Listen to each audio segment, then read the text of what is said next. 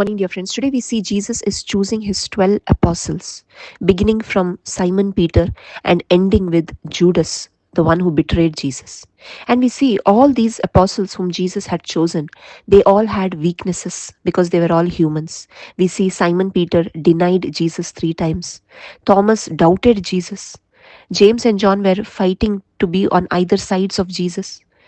And Matthew was a sinner, a tax collector, and like this, we see all of them had weaknesses, but Judas was the one who betrayed Jesus.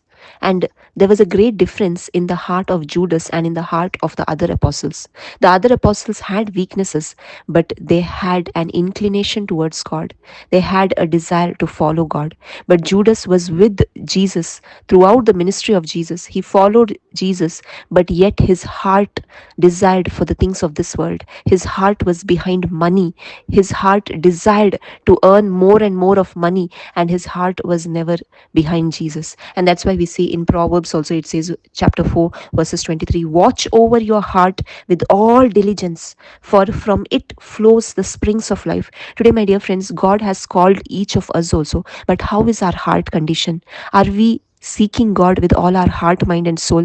Or are we also behind the things of this world? Are we seeking constantly for money, for name, for fame, for success? If our heart is behind the things of this world, then we cannot follow God. Then we become like Judas. But instead, my dear friends, we need to desire the Lord Jesus Christ. We need to desire to hear his word. We need to understand the gospel, because when we receive the gospel, then we can be born again. We receive the Holy Spirit, and when we receive the Holy Spirit, our life will have the fruits of the Holy Spirit. We will be filled with love, joy, peace, patience, kindness, goodness, generosity, and self-control. And only when our heart is guarded, when we protect our heart, when we don't allow our inner self, our mind, to the things of this world, only then we can truly follow God. Because we see in 1 John chapter 2 verses 15 onwards, it says, do not love the world nor the things in the world.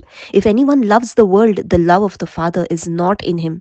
For all that is in the world, the lust of the flesh, the lust of the eyes, and the pride of life, is not from the Father, but it is from the world. My dear friends, today we need to guard our heart against the lusts of this world, against the desires of the flesh, and against the boastful pride of life, the riches of life, because all these things take us away from God. But what God desires is that we become members of his household, that we give our heart, mind, and soul to him. Because when we hear the gospel, we truly understand the love of God, and the love of God brings us to repentance. And only when we truly repent from our heart, receive the gospel, receive the Holy Spirit, we are no longer strangers, we are no longer aliens, but we become fellow citizens with the household of God. We become members of his family, and our faith is built on Jesus Christ, because Jesus is the one who sacrificed his life for us. And that's why our whole entire faith needs to be with Jesus as the cornerstone. And only when we are built on the faith, on the solid ground of Jesus,